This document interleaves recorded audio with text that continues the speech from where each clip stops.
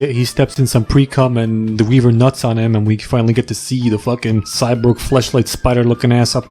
At Wild West, where two fucktards are transporting some black slaves to everybody be looking at them weird. Dr. Schultz asks Django why are they looking at them weird, and Django goes, they never seen a nice man with different colored pigment and skin on a horse before. Schultz makes super ultra duper sure that they won't kill him once he gets out, like he's being really anal about it, which is pretty smart, so I can't really fucking nitpick anything here. Fucking Germans. Okay, look, if either of you make it across that sinkhole in front of you, you get the sloth. The fact that they're even considering this to be a true fact after seeing Sid run across it to get to Manny just tells me that these rhinos are even more fucking stupid than Sid. No matter though, because Sid reestablishes his superior retardation by showing that Manny was bluffing. Faced with no other option, she goes, fuck it. YOLO! They turn the house into the gay dream house of their childhood. He needs to do more cardio, he sells balloons, she's a bird person. Then they decide to make bibis together, but turns out her baby oven is kaput. Either that or his piss pump supplies lackluster baby mix. Also, if you really want to speed this process along a bit, you should look into shifting your career from selling balloons to something a bit more lucrative. Might I suggest meth? And Mr. Potato Head comes over like, boss man's willing to offer double his last offer for your property. Oh, is he? Let me talk to him. Hey, faggot, yeah, gay vampire looking ass bitch, and kiss my brick little ass, boy. One Flew Over the Cuckoo's Nest, yep, that's right. Starring Jack, son of Nickel. He plays R.P. McMurphy. Ralph Penis McMurphy. Ralph Patrick McMurphy. He was imprisoned for assault and raping a statue. But then he starts talking about this 15-year-old girl in a perverted way and... Wait a minute. Oh. Well, I'm retarded. Her name is Boomhilda and she speaks a little bit of German, and you know Schultz speaks German, so he'd be like, what was in Himmel, mein Gott, oh no, Django takes his gun and says, Y'all ready for this? Little kitty's like, where the fuck the baby at, man? Bitch jumped off a cliff, man. I don't know what to tell you, dude. You bring me back that baby or else I'm gonna fucking turn into some mincemeat, motherfucker. Fine, man. Jeez, okay? I'm gonna bring that back baby. Calm your titties. Car spins out, right? And this really pisses me off, okay? And there's a road here, here, and here. And there is no road here. That is the driver's side, you see? But the next shot is the truck hitting them on the driver's side. Not just that. If a truck hits a car, that shit caves in. It doesn't flip over. That shit caves in and the occupants fucking die. Cut to the evil guy. Wait a second. Is that a Razor phone? How the fuck does he... Okay, wait a second. How can they afford all this shit and a giant ass house and feed 8 people? They rob banks. They rob banks, don't they? Bulldozer comes along and backs up into Carl's mailbox and Mark Zuckerberg tries to help like, oh my god, I'm so sorry. Don't touch that. I can fix it. Go steal someone's data, cunt. I can help. Ah! This is the great US of A. We get lawsuits, baby. Fuck yeah. Can you smell that? It's freedom, motherfucker. Stumbles upon Ellie's old adventure book, so he looks at it and then looks at the old people home brochure like, faggot shit. Oh, a toy. hey, take these pills. And he's like, nah. And she's like, if you don't take these pills, I'm gonna shove them up your ass. And he's like, nah, that's fucking gay. Some of them are playing Monopoly. Pt.2 and Big Ears fight. Man baby number 2 eats a fucking dice. Diego has a meeting with Cat on Crack and Discount Scar and tells him that he's not just bringing a baby for dinner, but also a mammoth and a walking bag of toxic waste, aka Sid. Turns out this dude's part of the KKK and he rallies up with fucking KKK dudes to kill Django and Schultz at night. And if you don't know what the KKK is, don't worry, I'm gonna educate you. This stands for cunts, cunts, cunt. That night, Django and Schultz be chilling again. Schultz tells Django about an old German tale. Well, hey, no, not yet, doctor, put your hand there. You're like 80-some years too early for that.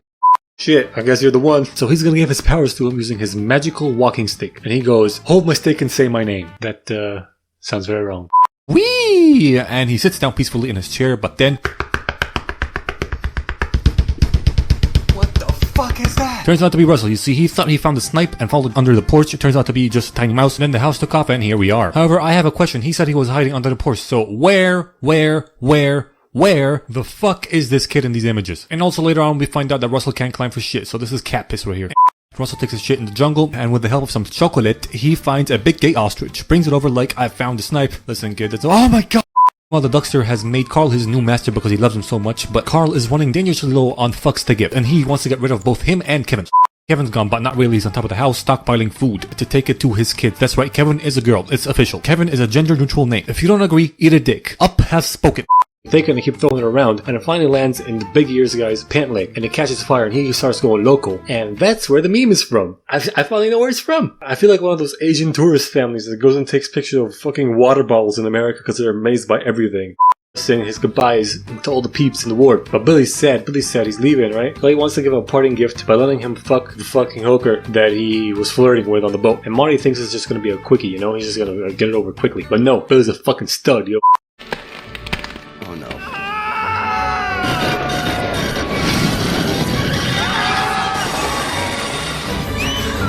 How, and I mean how in the Kentucky Fried Fuck did that baby make it through that part without dying? Jang was riding a horse and staying in the big house, but Calvin told him to calm his titties. Did they make Samuel's skin darker in this movie? Give me a second.